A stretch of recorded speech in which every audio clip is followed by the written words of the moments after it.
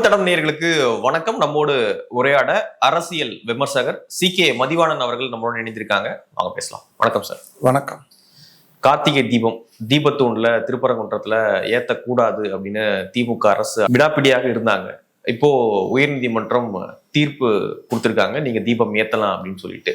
மேல போயிட்டு கலெக்டருடைய மேற்பார்வையில பக்தர்கள் யாரும் இல்லாம தீபம் ஏத்திக்கலாம் அப்படின்னு சொல்லிட்டு உயர்நீதிமன்றம் ஒரு தீர்ப்பை கொடுத்திருக்காங்க. ஸோ எப்படி பாக்குறீங்க தீர்ப்பை? முதல்ல தீர்ப்பை எப்படி பார்க்குறேன்றதை விடங்க, இது தேவையில்லாத பிரச்சனைங்க. அதாவது ஒரு கோயில் சம்பந்தப்பட்ட ஒரு மதம் சம்பந்தப்பட்ட ஒரு நிகழ்வுல both BJP and DMK they are playing politics unnecessarily, needlessly அப்படின்னு சொல்லலாம். ஏன்னா இப்போ திருப்பரங்குன்றத்தில் ஒருத்தர் கேஸ் போட்டு கார்த்திகை தீபம் அன்னைக்கு நீங்கள் இதை ஏற்றணும், தீபத்தூண் ஒன்று இருக்குது, அதுவே அது தீபத்தூண் தானா, அது எல்லைக்கல்லா அப்படின்னு ஏதோ சர்ச்சையெல்லாம் ஓடிட்டுருக்கு. ஆனால் அவர் போய் அதை கேஸ் கொடுக்குறாரு. அதை மதுரை ஹைகோர்ட்டில் அதை ஏற்றுக்கிட்டு விசாரித்து டிசம்பர் 1 தீர்ப்பு கொடுக்குறாங்க. நல்லா கவனிங்க. டிசம்பர் 1 நீதியரசர் ஜி.ஆர். சுவாமிநாதன் இது போல் ஏற்றலாம் அந்த தூணில், தீபத்தூண்லன்னு ஒரு தீர்ப்பு கொடுக்குறாரு. அது நமக்கு பிடிக்கல, அதுக்கு நம்ம எதிர்க்கணும் அப்படின்னா ஒரு அரசாங்கம் என்ன பண்ணியிருக்கணும்? அன்னைக்கே போய் அதுக்கு இது பண்ணியிருக்கலாம். அதாவது மேல்முறையீடுக்கு போயிருக்கலாம், ஃபுல் பெஞ்சுக்கு போயிருக்கலாம். இப்போ போயிருக்காங்கல்ல ஹைகோர்ட்டு ஃபுல் பெஞ்சுக்கு, டிவிஷன் பெஞ்சுக்கு, அந்த மாதிரி பண்ணியிருக்கலாம்.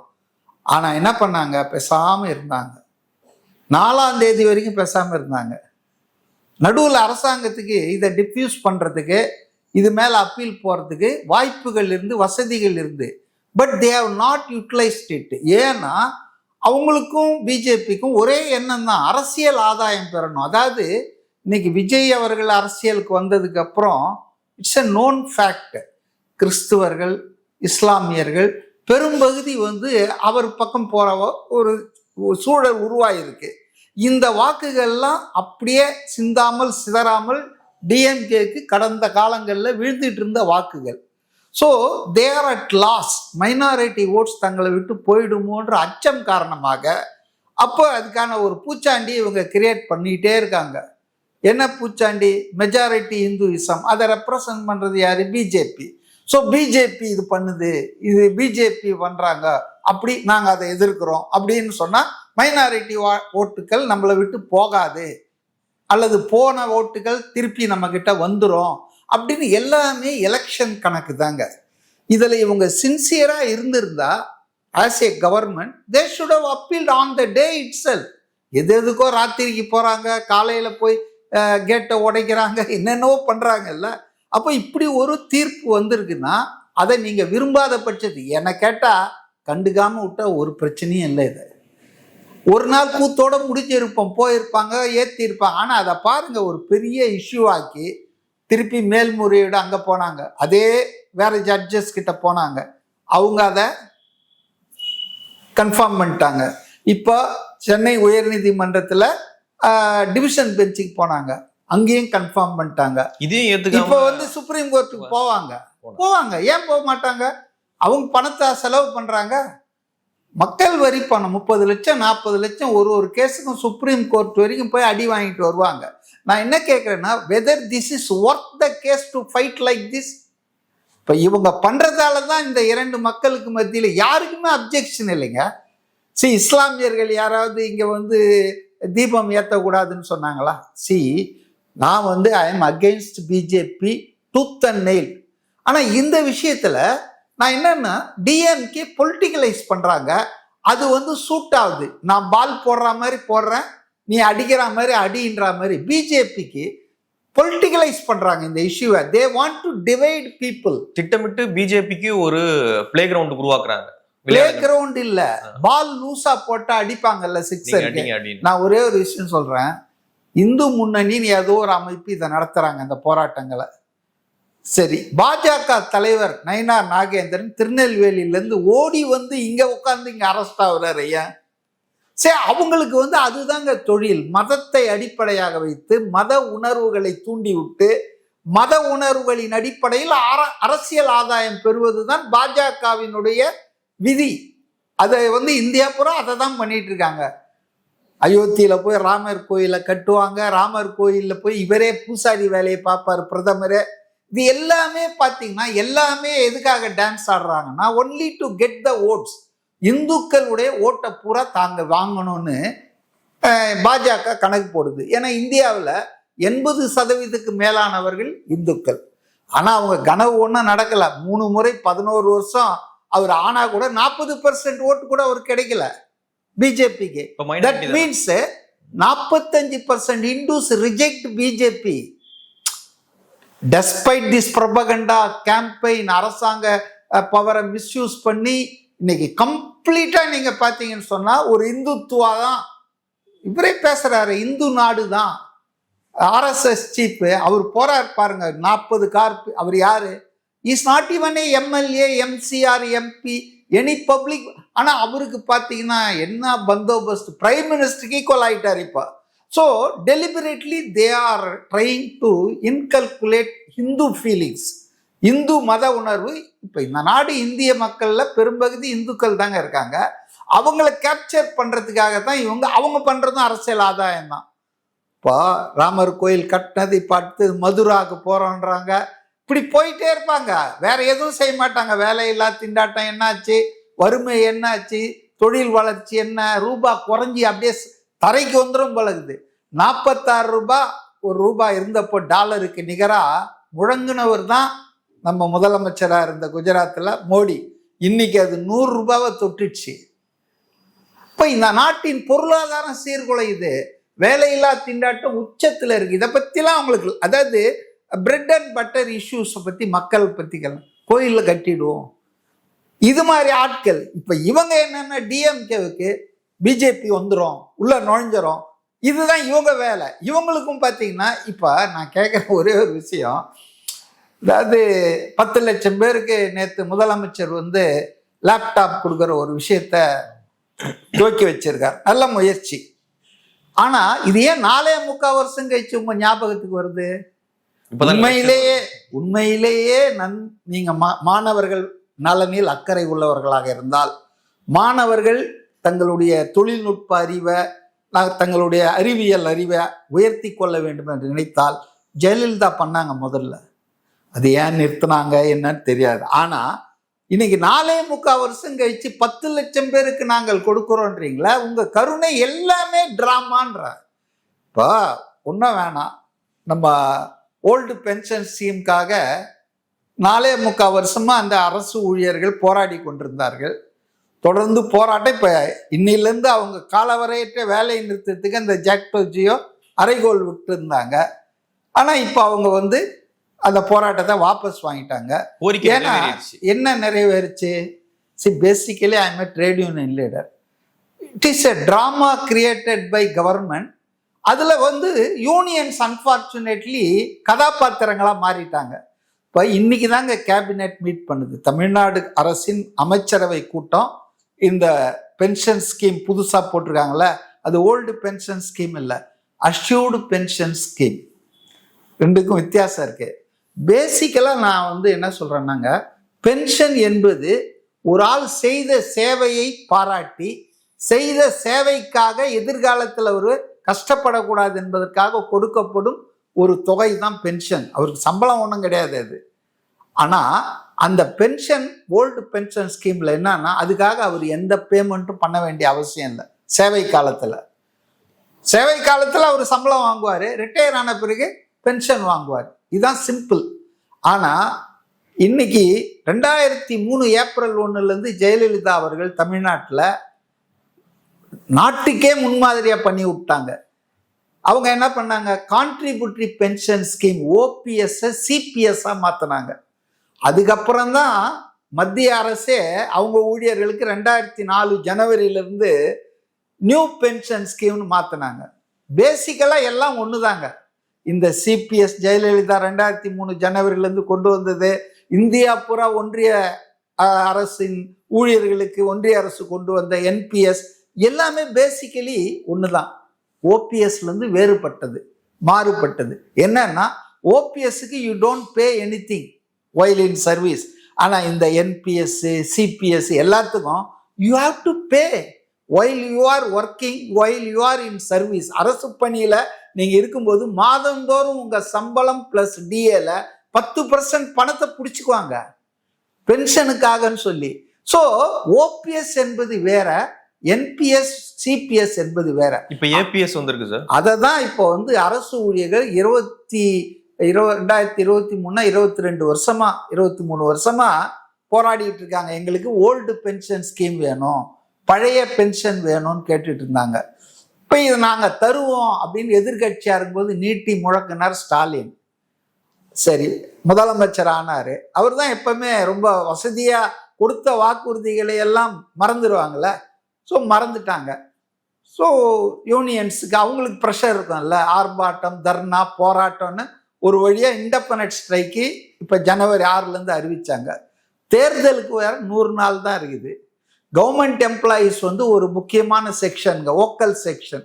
அவங்க ஓட்டை மட்டும் அவங்க வந்துட்டு மாற்றி போட மாட்டாங்க, மற்றவங்கள ஓட்டையும் மாற்றுற வல்லமை அவர்களுக்கு உண்டு. உதாரணத்துக்கு நான் சொல்கிறேன், இதில் எவ்வளோ பாலிடிக்ஸ் இருக்குன்னா, அரசு ஊழியர் சங்கங்கள் ஒரு 6 மாதத்துக்கு முன்னால் நினைக்கிறேன், அவங்க வந்து ரொம்ப கடுப்பாயிட்டாங்க. இந்த கவர்மெண்ட் நம்மளை நம்ப வச்சு ஏமாத்திடுச்சு, உறுதிமொழி தந்து ஓபிஎஸ் கொண்டு வருவேன்னு, ரெஸ்டோர் பண்ணுவேன்னு பண்ணாமல் விட்டாங்க, ஏமாத்துறாங்க, ஒரு கமிட்டி போடுறாங்க ஐவாஸ்க்கு, இதெல்லாம் சரியில்லைன்ட்டு. அப்போ ஒரு தொழிற்சங்க தலைவர், எனக்கு பேர் நினைவு ஞாபகத்துக்கு இல்லை, பப்ளிக் டொமைன்ல இருக்கு, அவர் என்ன சொன்னார்னா, மு.க. ஸ்டாலின் வந்து எதிர்கட்சி தலைவராக இருந்தபோது எங்கள் மேலே ரொம்ப கரிசனத்தோடு இருந்தார், எங்கள் போராட்டத்துக்கெல்லாம் ஆதரவு தெரிவித்தார், எங்ககிட்ட வந்தார். அவர் வந்து ஆட்சிக்கு வந்தோன்னே நாங்கள் ஓல்டு பென்ஷன் ஸ்கீமை வந்து உங்களுக்கு கொண்டு வருவோம், ரெஸ்டோர் பண்ணுவோம்னு உறுதி அளித்தார். அதை நம்பி நாங்கள் எங்கள் ஃபேமிலி எல்லாருமே திமுகவுக்கு ஓட்டு போட்டோம், ஜெயிச்சாங்க. ஆனால் பாருங்கள், 4.5 வருஷம் ஆச்சு, அதை பற்றி கண்டுக்கவே இல்லை. அதனால் எங்களை பொறுத்தவரை இப்போ ஒரு முடிவு பண்ணியிருக்கோம், ஸ்டாலினை எதிர்கட்சி தலைவர் ஆக்குனா தான் எங்கள் மேலே மீண்டும் கரிசனம் வரும், அதை 2026 நாங்கள் நிச்சயமாக செய்வோம். என்ன, முதலமைச்சராக இருக்கிற ஒருத்தரை எதிர்கட்சி தலைவர் ஆக்குவோன்னு ஓப்பனாக பேசுனாங்க. ஸோ அந்த அளவுக்கு ஃபீலிங்ஸ் அவங்களுக்கு வந்து டிஎம்கேக்கு எதிராக இருந்துச்சு. ஸோ இதெல்லாம் வந்து ரொம்ப சங்கடமாக இருக்கவே. இன்னைக்கு வந்து 3 வழி கண்டெஸ்ட் தான் இருக்கு. சீமான் போட்டி போடுறாரு, அது இருக்கட்டும், அவர் ஆல்சோ ரன் கேட்டகரியில் சீரியஸ் கண்டெண்டர் கிடையாது. அப்போ 3 வழி, திமுக தலைமையில், அண்ணா திமுக தலைமையில், விஜய் தலைமையிலையா தனியாவாது பின்னால தான் தெரியும். அப்போ இந்த 3-வே கண்டெஸ்ட்ல வந்து கரணம் தப்பினால் மரணம் வரும். பெரிய வித்தியாசத்தில் ஒன்றும் பெருசாக யாரும் பண்ண முடியாதுங்க. எல்லாருக்கும் வந்து ஒரு 2-3%, 5% ஆட்சியை பறி போயிடும். அப்போ every percent, every vote is இம்பார்ட்டன்ற ஒரு நிர்பந்தத்துக்கு, தர்ம சங்கடமான நிலைமைக்கு இன்னைக்கு திமுக வந்துடுச்சுங்க. வெளியே அவங்க சும்மா சொல்லலாம், 26 நாங்கள் தான், 31 36 46. ஆனால் லைஃப் என்ன ஹிஸ்டரியில் நமக்கு சொல்லியிருக்குன்னா, 71க்கு அப்புறம் திமுக ரிப்பீட் பெர்ஃபார்மன்ஸே கொடுத்ததில்லை கடந்த 55 வருஷமா. தேவர் நெவர் ரீஎலெக்டட். ஸ்டாலின் அதை பீட் பண்ணுவாரு இல்லை, ஸ்டாலின் எதை பீட் பண்ண போறாருன்னு இனிமேல் நடந்தா தானே, இதுவரையில் இருந்ததை நான் சொல்றேன். வர சர்வே எல்லாம் பாத்தீங்கன்னா திமுக தான் ஜெயிக்கும். ஐயோ, சர்வேக்களை பத்தி தயவு பண்ணி பேசாதீங்க. சர்வேக்கள் என்பதுங்க சயின்டிபிக்கா எடுக்கணுங்க. ரூம்ல உட்காந்துக்கிட்டு யார் காசு கொடுக்குறாங்களோ அதுக்கேற்ற மாதிரி. இப்போ ஒன்றும் வேணாம், லேட்டஸ்டா வந்த சர்வேன்னு நான் சொல்றேன். இந்த ஓல்டு லயோலா காலேஜ் ஸ்டூடெண்ட்ஸ்ன்னு சொல்லி கொஞ்சம் பேர் பண்ணிட்டு, முன்னால ஒருத்தர் பண்ணிட்டு இருந்தார், ஒரு வயசானவர் ப்ரொஃபஸர் ஒருத்தர், வேதநாயகன். அப்போ ஓரளவுக்கு ஒரு சம்பேலன்ஸ் ஆஃப் ட்ரூத் இருந்தது அதுல, ஓரளவுக்கு பொலிட்டிக்கலா பார்ப்பாங்க, பேசுவாங்க. ஆனா இப்போ பார்த்தீங்கன்னா ரொம்ப மோசம். உதாரணத்துக்கு நான் என்ன சொல்றேன்னா, இவங்க போன முறை இல்லை அதுக்கு முன்னால முறை கொடுத்த அந்த ப்ரிடிக்ஷன்ஸ்ல எதுவுமே வந்து ரியாலிட்டிக்கு பக்கத்தில் கூட வரல. உதாரணத்துக்கு 2011 நினைக்கிறேன், 2005 கரெக்ட், இதே குரூப்பு, இதே டீம் என்ன சொன்னாங்கன்னா, திமுக ஆட்சிக்கு வரும், அண்ணா திமுக ஆட்சியை இழக்கும்னாங்க. ஆனா நடந்தது என்ன, அண்ணா திமுக ஆட்சிக்கு வந்தது, திமுக ஆட்சியை இழந்தது மட்டும் இல்லாம எதிர்கட்சி அந்தஸ்தையும் இழந்தது. ஏன்னா அந்த தேர்தலில் விஜயகாந்த் வந்து 29 சீட்டு வாங்கி திமுக 23 சீட்டு தான் வாங்குச்சு. So this is the structure and அவங்க ப்ரிடிக்ஷனுடைய கதி இதுதான். காரணம் என்னன்னு அவங்கள சொல்ல மாட்டாங்க. They are not honest. இப்போ ஒரு தேர்தலில் சர்வே எடுக்கணும்னா முதல்ல டைம் ரொம்ப முக்கியங்க. டைம்னா எலெக்ஷனுக்கு ஒரு மாதத்துக்கு முன்னால் தாங்க காலம் கனியும். அப்படியே மைண்டை மேக்கப் பண்ணுவாங்க ஆளுங்க. கூட்டணிகள் தெளிவாகும், பிரச்சாரங்கள் போவோம், மையமான பிரச்சனை மேலே வரும். அப்போதான் இன்னும் 100 நாள் இருக்குது. அலையன்ஸ் எவன் கூட எவன் மனசுல எவனே இன்னும் செட்டில் ஆகல. எந்த தொகுதியில யார் நிற்பாங்கன்னு தெரியாது. ஸோ இதெல்லாம் அப்சர்டுங்க. அதாவது இது ஒரு நெரேட்டிவ் செட் பண்றதுக்காக விடக்கூடிய, இது வந்து கருத்து திணிப்புன்னு தான் சொல்லுவோம், கருத்து கணிப்பு இல்லை இது. ஸோ டிஎம்கே கிட்ட ஏகப்பட்ட பணம் இருக்குது, ஏகப்பட்ட ஊடகங்களை அது வாங்கி போட்டு அடிமையாக்கி வச்சிருக்கு. ஸோ அவங்க வந்து இன்னைக்கு இதை பரப்ப ஆரம்பிக்கிறாங்க. ஆக்சுவலாக திஸ் இஸ் நாட் ட்ரூ. என்னை பொறுத்த வரைக்கும் ஒரு மாதம் இதை வந்து வேற கட்சி சொன்னாலும் அதுதான். நான் வந்து இது இந்த கட்சி சொல்றதால இல்லை. எப்போ வந்து அது காலம் கனியும்னா அந்த ஒரு மாதத்துக்கு முன்னால் 25 days 3 weeks 4 weeks முன்னால் எடுக்கணும். அதுவும் எப்படி எடுக்கணும்? சயின்டிஃபிக்காக எடுக்கணும். லோடட் கொஸ்டின் கேட்டு உங்களுக்கு பதில் வரா மாதிரி கேள்விங்கள்லாம் கேட்கக்கூடாது. நீங்கள் சயின்டிஃபிக்காக ஆனஸ்டாக பண்ணணும். இதை பண்ணுவாங்களான்றது சந்தேகம். நம்பர் 1. இந்தியாவில் ஏன் வந்து எக்ஸிட் போலானாலும் ஒப்பீனியன் போலாம் பவுண்ட் டு ஃபெயில். உதாரணத்துக்கு சொல்கிறேன், போன லோக்சபா 2024 இந்தியா பூரா பெரிய பெரிய போல் ஸ்டார்லாம் என்ன சொன்னா 400 அடிக்க போறாரு சொன்னாங்க. ஆனா என்ன ஆச்சு? அறுதி பெரும்பான்மைக்கே கிடைக்கல. 272 தான் அறுதி பெரும்பான்மை.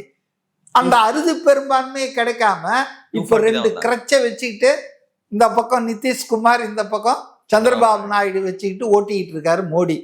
So this is the situation of opinion poll and exit polls in India. ஏன்னா வெஸ்டர்ன் கண்ட்ரீஸ்ல அக்யூரேட்டா அது ஆகும். நான் இப்பவும் ஒத்துக்கிறேன், சயின்டிஃபிக்கா பண்றாங்க. அதுல ஃபேக்டர்ஸ் என்னன்னா எஜுகேஷன் ஹையர் லெவல்ல இருக்கு, படித்தவர்கள். 2வது ஃபியர்லெஸ்னஸ், அரசை பற்றி அச்சமோ பயமோ கிடையாது. இன்னைக்கு நான் கேரளாவிலேருந்து வந்துட்டு இருந்தேன் ட்ரெயினில். ஒரு 2-3 பெண்கள் என் கூட உட்காந்துட்டு இருந்தாங்க, ஸ்டூடெண்ட்ஸோ ஏதோன்னு நினைக்கிறேன். என்கிட்ட பேசிகிட்டு இருந்தாங்க, நான் கொஞ்சம் பேசிகிட்டு இருந்தேன். நான் வந்து ஒன்றிய அரசும் சரியில்லை, மாநில அரசும் சரியில்லை அப்படின்னு பேசும்போது அந்த பெண்ணு ஒரு 20 வயசு இருக்கும். அது என்கிட்ட உடனே சொல்லுது, சார் பார்த்து சார், 2 பேரையும் அடிக்கிறீங்க, கவனமாக இருங்க சார்னு. இந்த அச்ச உணர்வு எங்கேருந்து வருது அந்த பொண்ணுக்கு? ஸோ பொலிட்டிக்கலாக பயப்படுறாங்க. அதாவது உண்மையான கருத்தை மனசில் இருக்கிறத வெளியே சொன்னால் தங்களுக்கு ஆட்சியாளர்களால் அல்லது சம்மந்தப்பட்ட கட்சியால் ஆபத்து வந்துடும் நினைக்கிறாங்க. அதனால ஃப்ராங்காக யாருமே சொல்றது இல்லை. இது வெஸ்டர்ன் கண்ட்ரியில் கிடையாது. ஃபியர்லெஸ்ஸாக அவங்க சொல்கிறாங்க. 2வது தே ஆர் எஜுகேட்டட். அப்புறம் நடத்துகிறவனுக்கு அஜெண்டா கிடையாது, நடத்துகிறவன் சயின்டிஃபிக்காக நடத்துகிறான். ஸோ அதனால் அது 100% இல்லைனாலும் 99% 95% வருது. பட் இந்தியாவில் நடத்துகிறவன் காசுக்கு நடத்துகிறான், ஸ்பான்சர்டு தான் ப்ரோக்ராம் தான் இது. 2வது மக்களிடையே கல்வி அறிவுன்றது அவ்வளோ பெருசாக இல்லை. 2வது 3வது வந்து இந்த ஃபியர்லெஸ்னஸ் இருக்கு. ஓட்டு யாருக்கு போடுறோம் இல்லை யாரு நம்ம விரும்புகிறோன்றது வெளியே சொல்லக்கூடாது. மனசில் ஒன்று வச்சுக்கோங்க, உங்களுக்கு தான் தம்பி, உங்களுக்கு தான் தம்பின்னுவாங்க. 10 பேர் வந்தாலும் உங்களுக்கு தான் தம்பின்னுவாங்க. ஏன்னா ஒரு சென்ஸ் ஆஃப் ஃபியர்னஸ் ஆட்சியாளர்களை பற்றி, அரசியல் கட்சிகளை பற்றி இருக்கு. ஏன்னா டெமோக்ரஸி இங்கே ரூட் ஆகலை, மெச்சூர் ஆகலை. அதனால இந்த ஒப்பீனியன் போர் இதெல்லாம் வந்துங்க என்ன ஒரே வார்த்தையில் சென்னை தமிழில் சொன்னால் டுபாகூர். ஸ்ட்ராங்கா இருக்க, இது ஒரு டுபாகூர் வேலைங்க. இப்போ சொல்லவே முடியாதுங்க. சொன்னாலும் இந்தியாவில் அதான் நான் சொல்கிறேன், அந்த 3 வாரத்துக்கு முன்னால் 1,00,000 பேரை போட்டு இதெல்லாம் பண்ணாலும் 100% அது கரெக்டாக இருக்க வாய்ப்பு இல்லை. ஏன்னா வேரியஸ் ஃபேக்டர்ஸ் நான் சொன்னேன்ல, வெஸ்டர்ன் கண்ட்ரீஸில் வளர்ந்த நாடுகள்லையும் இந்தியாவிலையும் இருக்கிற நிலைமை ரொம்ப கான்ட்ராஸ்டாக இருக்கு. அப்போ திமுக கூட்டணிக்கு ஒரு எட்ஜி இருக்குன்றாங்களே, அதெல்லாம் வாய்ப்பு இல்லைங்களா? எட்ஜி இல்லை, நான் தான் உங்களுக்கு வெஜ்ஜே சொன்னேன். 1971 அப்புறம் கலைஞர் 15 கட்சி கூட்டணி வச்சிருந்திருக்காரு, கலர் டிவி கொடுத்துருக்காரு, என்னென்னவோ பண்ணியிருக்காரு. ஆனால் never he get re-elected. Kalaignar மாதிரி ஒரு able administrator, experience political leader, அவராலேயே முடியாதது அவர் காலத்தில் ஸ்டாலின் வந்துங்க பாவங்க, அவர் பொம்மைங்க, அவரு அதிகாரிகள் தான் ஆட்சி பண்றாங்க, அவரு ஏதோ பாவம் போயிட்டு இருக்காரு.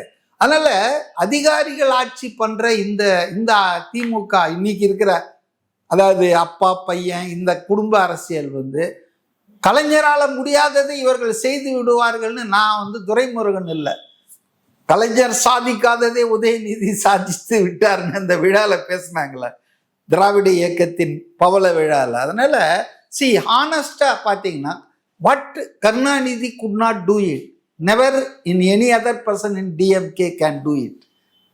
நான் வந்து திமுக ஆதரவாளர் இல்லை, ஆனால் ஒரு ஆனஸ்ட் அப்ரைசல்னா கருணாநிதியுடைய சாணக்கியம், அரசியல் நுட்பம், அனுபவம், அது அவருடைய நிர்வாகத்திறன், இதெல்லாமே அவர் கை கொடுக்கல, நெவர் இன் த ஹிஸ்டரி. ஆனா ஏடிஎம்கேல பாருங்க, எம்ஜிஆர் 3 முறை ஜெயிச்சிருக்காரு ஹேட்ரிக், ஜெயலலிதா 2 வாட்டி ஜெயிச்சிருக்காங்க. பட் டிஎம்கே 75 வருஷ கட்சி, கிராஸ் ரூட்ல நாங்க அப்படி இருக்கிறோம் இப்படி இருக்கிறோம் எல்லாம் சொல்றீங்க. All set and done, you are never reelected by the people. Once 5 வருஷத்துக்கு எலெக்ட் ஆயிட்டா 4.5 வருஷத்துல நீங்க வேலையெல்லாம் ஆரம்பிச்சிருவீங்க. ஸோ 5வது வருஷம் எப்படா போதுமாடா சாமின்னு ஜனங்க காத்து நின்று தூக்கி போட்டுருவாங்க. So that is happen, that will happen in 2026 என்றதான் என்னுடைய கருத்து.